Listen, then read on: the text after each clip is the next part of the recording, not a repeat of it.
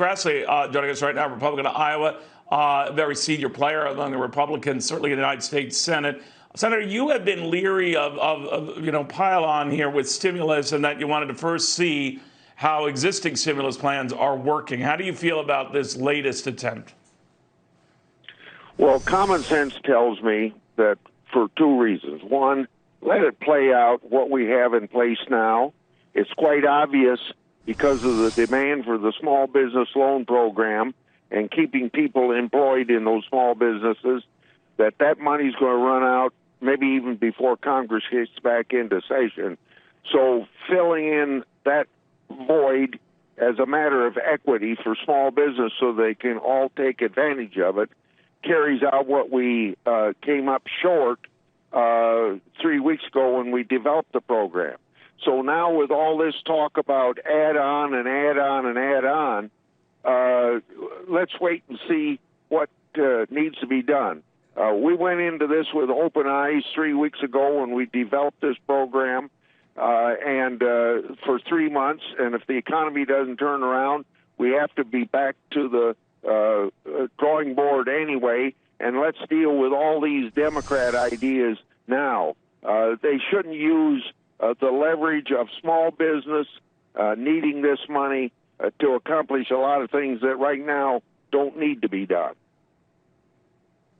You know, Senator, the $250 billion figure, and I'm told that's just an initial figure they're kicking around for this Paycheck Protection Plan, a key ingredient of that small business.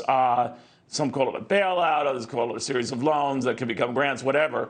That both sides way underestimated the need for these small business relief plans. Did you? Is that why, your colleagues are going back to the well again and essentially increasing that amount of money by more than 60%?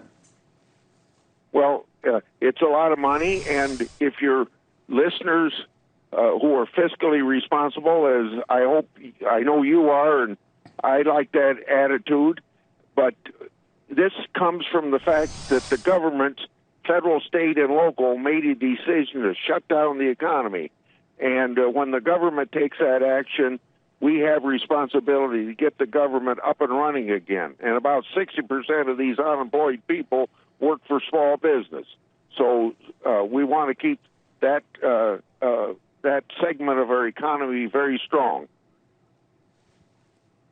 So when you look at the size of this package, one of the things, because there was such a demand for that money, even Bank of America, one of the lead bank underwriters, providing the wherewithal to get that money directly to customers, it's far exceeding the folks who are stepping up to get that money.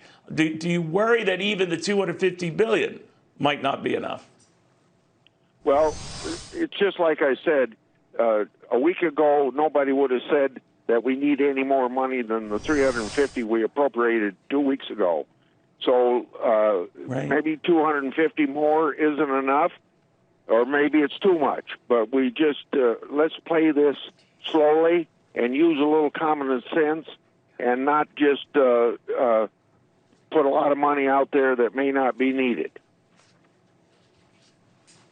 Could I ask you something? When you look at this, Senator, and the course of the virus itself, we're encouraged by how close people seem to think we are to an apex or a height in the cases. Are you comfortable rolling back stay-at-home and other provisions if that increase begins to decline day by day? In other words, there's still more cases, but not as many as the day before that, et cetera, and that might be the first sign that come April 30th, when these provisions are set to expire, that they do expire. What do you think?